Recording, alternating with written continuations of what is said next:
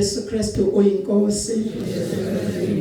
Ngiyathoka kakhulu ngiyabingelela ubaba nomama wami umpostoli, obaba omama befundisi, omama obaba izintombi nensizwa no Sunday school nomphathi ohlele egameni lenkosi yethu Jesu. Amen.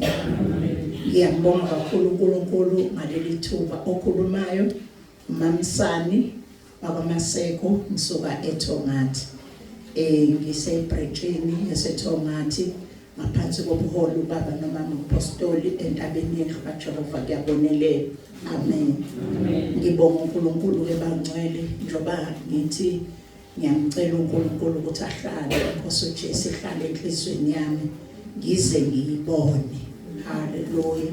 Ngikukhuleko wami kwansuku zonke ukukhuleka iYubo 51 verse 11 mangaphazami lapho David ethi dala kimi inhliziyo ehlanzekileyo. Hallelujah. Ngiyababingelela abazalwane ngoHebrew 13 verse 1 malume njalo uthando lobuzalwane. Hallelujah. Uma ngikhuleka ke bangcwele ngithi ngiyamcela uNkulunkulu ukuthi adale kimi inhliziyo ehlanzekileyo. Ngize lapha ngoba ngizohlanzwa ngezwi njengokusho kukaJohn 15 verse 3 athi ithi inkosi uJesu nina senihlanzekile ngizwi engilikhulumekini. Hallelujah.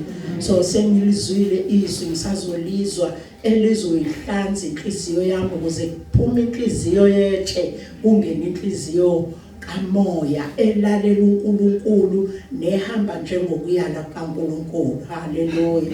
Ngoba inhloso yami ilena inkosi uJesu ekhulume ngayo kuMateyu 21 verse 43 wathi laba ababemiselwe umbuso bazophucwa uma bengatheli ithelo zawo umbuso. So inhloso yami ukuthi ngicela uNkulunkulu ukuthi adale inhliziyo ehlanzekileyo ngoba ngifisa ukuthi ngithele ithelo ngisela emhlabeni zombuso wasezulwini hayi noma iziphi ithelo. Hallelujah. Ngiyambonga ke kakhulu uNkulunkulu bangcwele ukuthi izwi elikuFilip 2 elithi uJesu Kristu uyinkosi liyayihlanza inhliziyo yami, liyayihlanza impilo yami engikholwa ukuthi nawe mntwana kaNkulunkulu ngesikhathi esilibiza ngoba yizwi. Hallelujah. Yizwi kufakazela ukuthi uthe thina sesihlanziwe ngezwi alikhulume kithi. Uselikhulumile uNkulunkulu siyambonga uNkulunkulu wasenzela isimanga bangcwele wasivusela ubaba wethu umpostoli ukuthi ambule kuye uNkulunkulu izwi elizohlanza inhliziyo zethu njengalo leli lithi uJesu Kristu uyinkosi. Hallelujah. Ngiyabonga uNkulunkulu ukhulumile ubaba ngokuthi ngisho siqhawulana ngoJesu Kristu uyinkosi. Ngicela ukuyifakaza leyo nkulumo kaBaba ngoAugust wonke August bangcwele bengiphethwe isithupha lesi sakwa left sasibhlungu ngendlela emangalisayo. Ithawula bengilikhama ngesandla esodwa lesakwa right. Isithupha kwakungathi siyakhumuka ungathi sesibanjwe inyama kuphela ngendlela esasibhlungu ngayo. uNkulunkulu wangenzela umusa ngolunye usuku kwakungoLwesine Thursday.